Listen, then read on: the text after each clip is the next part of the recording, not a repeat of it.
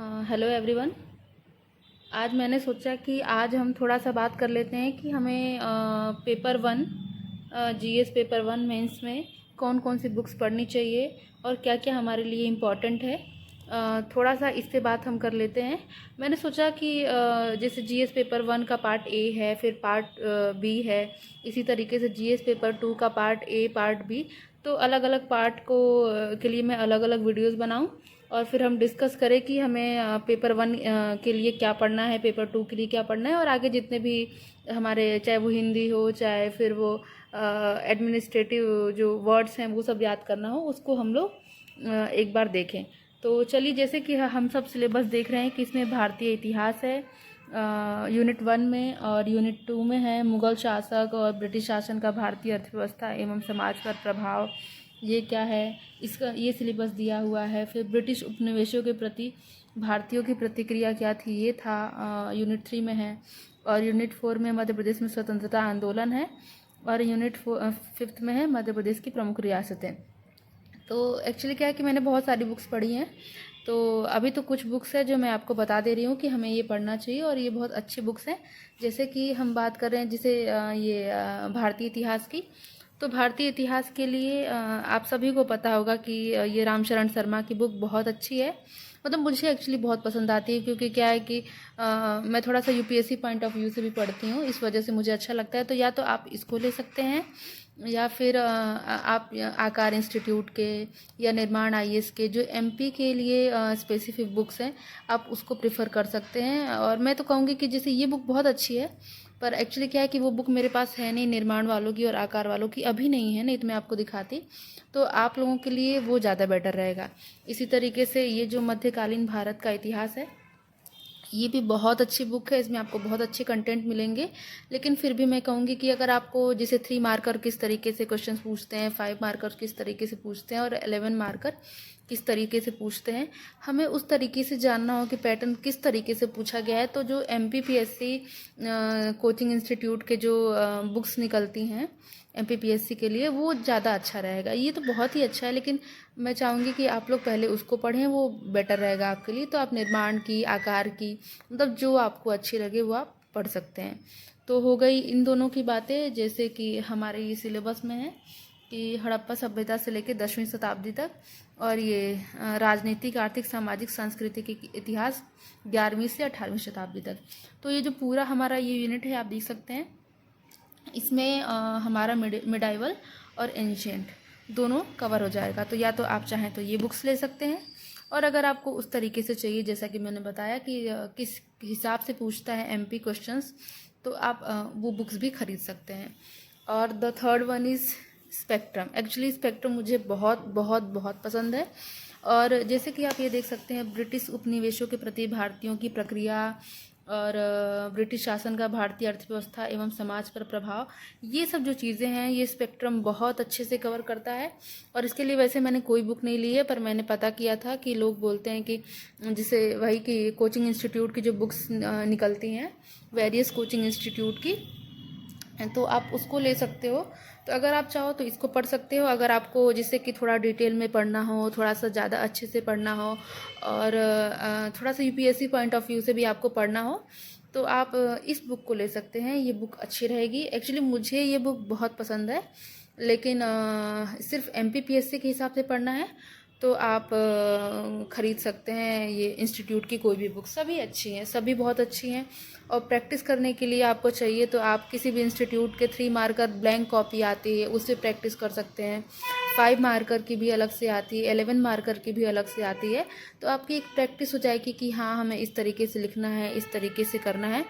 तो अभी तो जैसे कि फरवरी में पेपर होने वाला है, तो आप जैसे कि ये आपने 3 यूनिट कंप्लीट कर ली, ये 3 यूनिट आपने कंप्लीट कर ली, और फिर इसके बाद आप चाहें तो पेपर सॉल्व कर सकते हैं। बहुत सारे इंस्टीट्यूट के मटेरियल आपको मिल जाएंगे जो सिर्फ एमपी स्पेसिफिक एमपीपीएससी के लिए हैं, तो आप वो देख सकते हैं।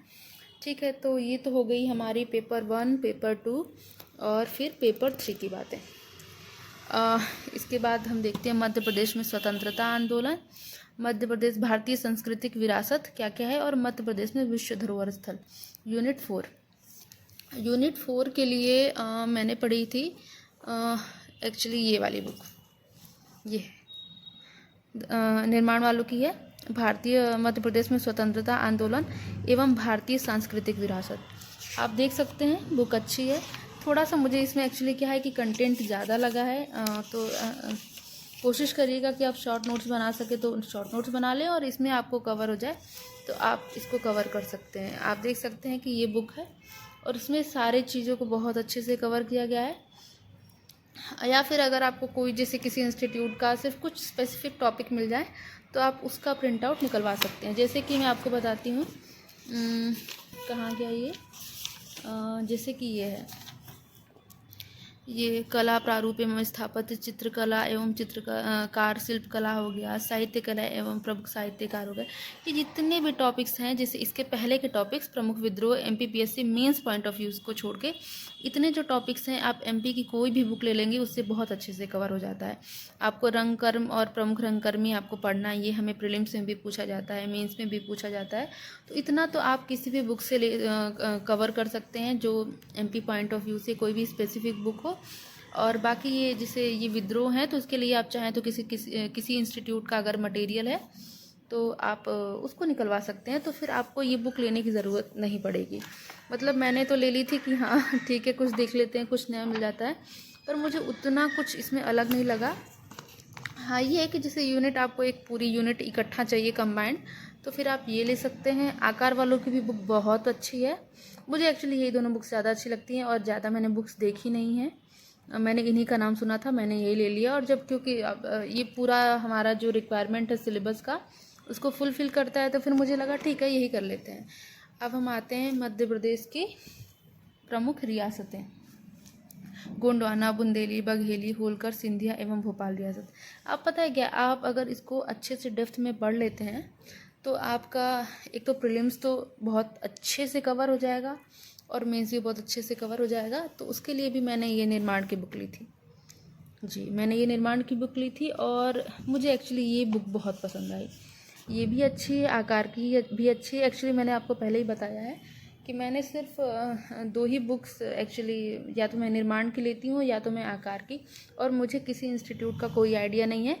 और प्लीज़ अगर आप लोगों को कोई आइडिया हो, कोई अच्छी बुक पता हो तो प्लीज़ मेरी भी हेल्प करें, क्योंकि मुझे ज़्यादा यही सब अच्छी लगी और मैंने ज़्यादा देखा नहीं, इस वजह से मैंने ये बुक ले ली। इसमें बहुत अच्छे से कवर किया गया है, सारी रियासतों को बहुत अच्छे से कवर किया गया है। और आप देख सकते हैं इतनी पतली सी बुक्स है, इतनी पतली बुक है। कितने पेजेस होंगे इसमें, एक सेकंड में बताती हूँ, 171 के समथिंग पेजेस हैं। और बहुत सारे क्वेश्चन के फॉर्मेट भी दिया हुआ है। इसको मैंने पूरा पढ़ लिया है और बहुत अच्छी, बहुत ही अच्छी बुक है। तो मैं यही कहूँगी कि आप इसको ले सकते हैं।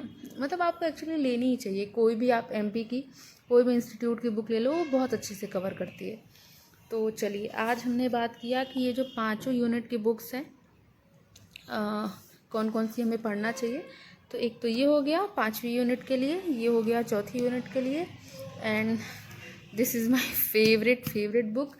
और ये मध्यकालीन भारत का इतिहास और प्रारंभिक, तो मतलब ये ऑप्शनल है, या तो आप ये ले लें या किसी इंस्टीट्यूट की बुक ले लें, सभी अच्छा है। और जैसे कि हमें पढ़ना किस तरीके से है, तो हम कोशिश करें कि हम वीकली लेके चलें। मैं तो हमको कोशिश करनी चाहिए कि हम वीकली लेके चले। जैसे हमने कोई भी जैसे हमें अगर आपके पास ज़्यादा टाइम है या आप अभी नए हो तो आप एक एक यूनिट लेके पढ़ सकते हो एक एक हफ्ते में। जैसे कि ये मध्य प्रदेश की रियासतें, ये छोटी सी यूनिट है, आप एक दिन में एक रियासतें कंप्लीट करो और इसके बाद धीरे धीरे जैसे एक दिन गोंडवाना कर ली, एक दिन बुंदेली कर ली, एक दिन बघेली कर ली।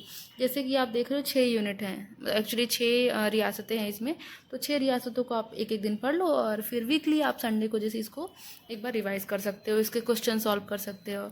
इसी तरीके से मध्य प्रदेश में स्वतंत्रता आंदोलन, ये भी आप इसी तरीके से कर सकते हो। तो मैं तो मतलब मेरा शेड्यूल यही रहता है कि मैं वीकली लेके चलूँ सारे चीज़ों को और उसी के अकॉर्डिंग मैं पढ़ती हूँ।